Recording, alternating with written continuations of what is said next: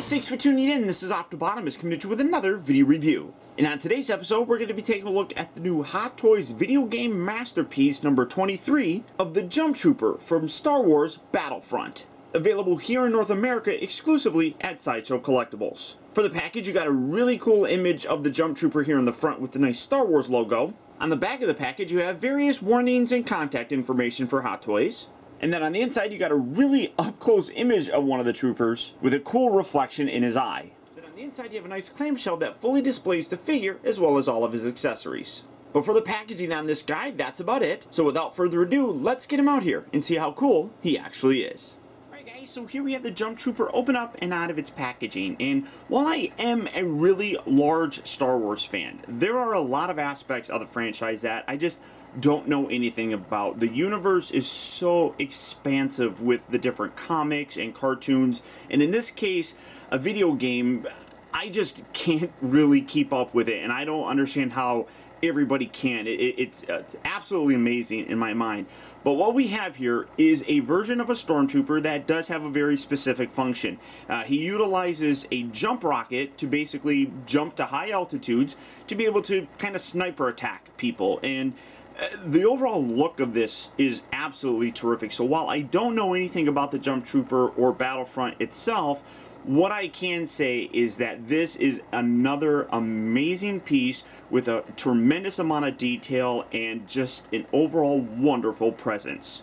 Now, starting out first with his accessories, he also does come with his instruction sheet, which just kind of gives you the do's and don'ts. Nothing that we really haven't seen before, but as with all Hot Toy figures, I do strongly recommend going through this regardless of how familiar you are with Hot Toy figures themselves. And then, in addition to a pair of relaxed hands that are currently on him, he comes with 3 additional pairs of hands. You got a left hand here that is just open, kind of like balancing himself, which looks really nice. You can see you got the black gloves, and then on the back, this little hand guard here with some really nice paint detail and wear marks that are actually put on there. He also has a right hand that is a little bit more of a clinch kind of pose, I guess, probably to help stabilize the guns when you have it posed on there, but again, real nice detail on the back. But the gloves themselves are just simple black plastic. He comes with a right and left trigger hand. One thing that actually looks really cool is when you look at this same hand, regardless of what position they're in, the paint detail on the back is actually fairly consistent. So you can see you got a little splotch here, here, and then on the side there. You know, that consistency is something that I really, really do appreciate. And then he does have a right and left fisted hand. He also does come with a little back piece right here. This attaches onto his belt. But again, you can see a real nice amount of dirt and wear kind of throughout that entire piece. Great amount of paint detail on there. Now he comes with 3 different types of guns. You can see he's got one little pistol right here, which this just by itself looks pretty cool. But one thing that I'm seeing here is it's fairly small. Like, you can see how small the handle is. Let me use this so that you can see it a little bit better. I don't know exactly where you hold that, because the handle just looks like it's a little bit too small for the hand. You can see some nice paint variation throughout there with a little bit of silver paint and everything. And then you have a larger sized kind of machine gun looking sort of thing. Again, looks really very cool. Great molded detail. You can definitely see some very subtle paint wear throughout the entire piece. Just gives it an overall very cool, realistic look. And then this guy here, this thing is really impressive. This is like big old super sniper rifle. One thing I'm seeing though is it's like there's, let me see this. You got a little spring in here, but I don't know how you actually access that to do anything. I mean, you can see that the spring moves, and you got a little bolt looking thing right here, but nothing actually moves on it. So it's like, I don't know why they got the spring in there, but that's still really ridiculously awesome. It's like this whole section right here holds a bunch of rounds of bullets in there. I mean, I would imagine that that is fairly accurate to how the gun actually looks in the video game. And to be totally honest, I think that this thing looks terrific. I love it. It's big, it's massive. Overall, though, really very, very cool looking. And then the, I guess, main accessory for him would be his jump pack. And this thing does look absolutely terrific as well. This attaches magnetically, and I'll show that off here in a little bit. I'm just always blown away by how realistic they get the paint detail to actually recreate just dirt and grime. It's so amazing. And then you come here to the thrusters, and that has like a superheated metal kind of look. And then the nice silver paint here kind of gives it a like a filter kind of look. These little thrusters here are a little bit articulated, so you can kind of have them down like that.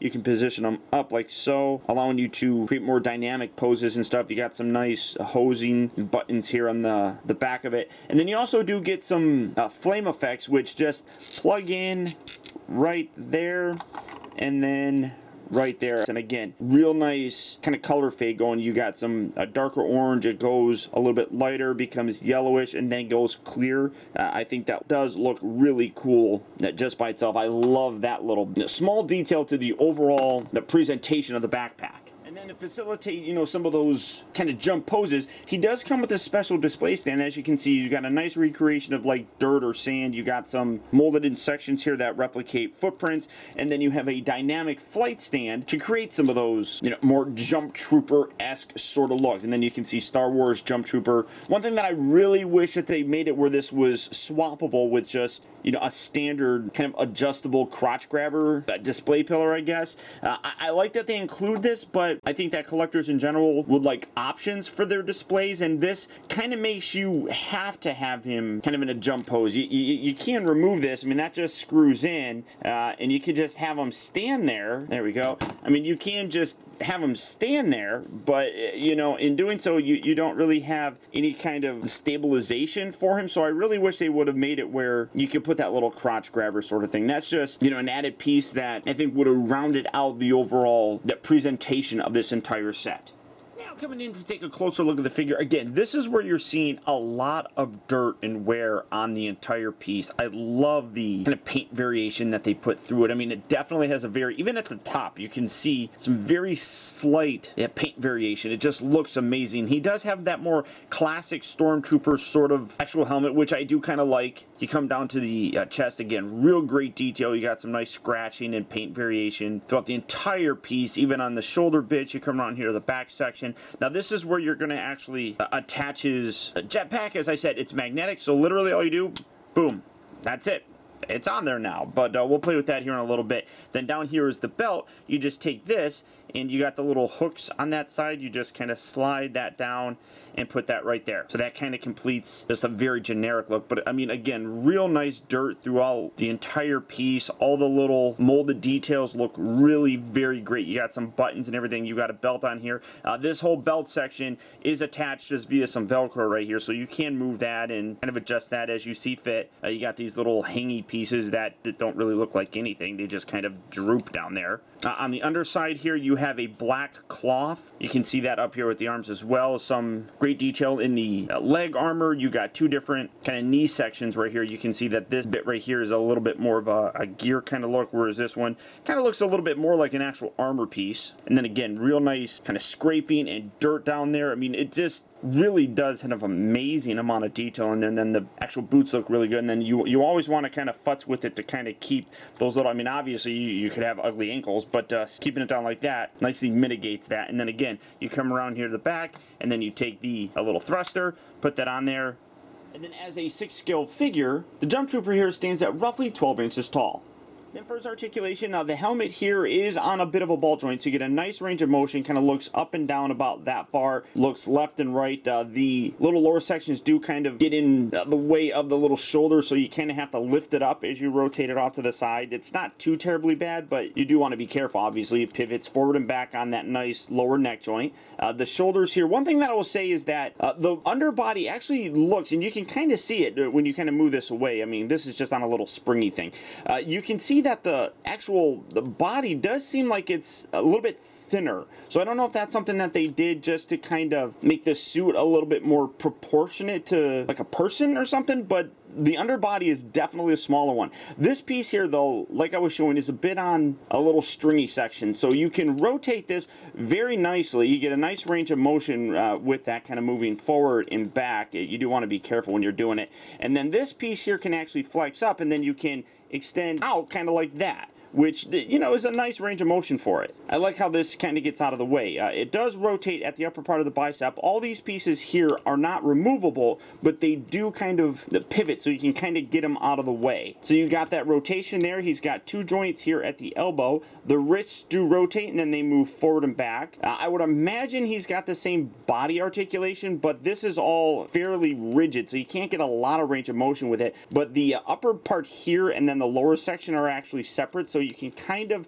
move it and manipulate it a little bit, but because it is very close to each other, things do kind of get in the way. You can, if you're careful, kind of get it in different sort of positions, but you do want to be careful because, again, when you overlap here, you can get some paint rub. So just be cautious and go through things, you know, very slowly. The hips move forward fairly nicely. They move in and out. They also rotate at the upper part of the thigh. It's a little bit tricky because as you rotate it, this whole piece here wants to move. So you kind of have to move it all together. And then you got two joints here at the knee. And then again, as you bring it back, you're going to have to futz with it a little bit to kind of get it looking proper in the kind of standing pose. And then he does have a ball joint here, so you get some nice ankle pivot. It moves forward and back, and it also does rotate. So fairly decent range of motion in the figure. I do think that all the articulation points are there. But again, much like with all, you know, Stormtrooper suits, because of the way that the suit is, it kind of limits some of the poses that you're going to get him in. Overall, though, another wonderfully detailed piece put out by Hot Toys. As I said, while this is a character specifically from Battlefront, I think Star Wars fans in general will really like this. The overall look and attention to detail is really top-notch on this guy. I do wish they gave us a different type of display pillar to allow us to display him standing on the sand base. As it is to utilize this to get him to stand there, you end up having to contort that and make it stick out. It just is not very elegant. For a jumping pose or flying pose, you can see he looks really cool. One thing that I will say though is that because this is here, you could run into problems with the jetpack. So you do have to kind of manipulate that a little bit to kind of get it out of the way of the pillar. So that's a little bit unfortunate, but in general, I still think that it looks really very, very cool. And I think Star Wars fans that love having a bunch of different Stormtroopers in their collection are really going to like this guy. So if this is a figure that you'd be interested in adding to your collection, this guy is available exclusively here in North America, only at Sideshow Collectibles. So all you have to do to pick him up is click on the link down in the video description. You'll go to Sideshow where you can check out availability on this guy, as well as the rest of the Hot Toys and Sideshow Collectibles Star Wars figures. But beyond that, guys, that's about it. So once again, I want to thank you for tuning in. This has been optibotimus. Don't forget that if you like this video, to please like and share it. Also be sure to subscribe in case you haven't already subscribed. That way you never miss a future review of mine. And as always, until next time, I'll talk to you later.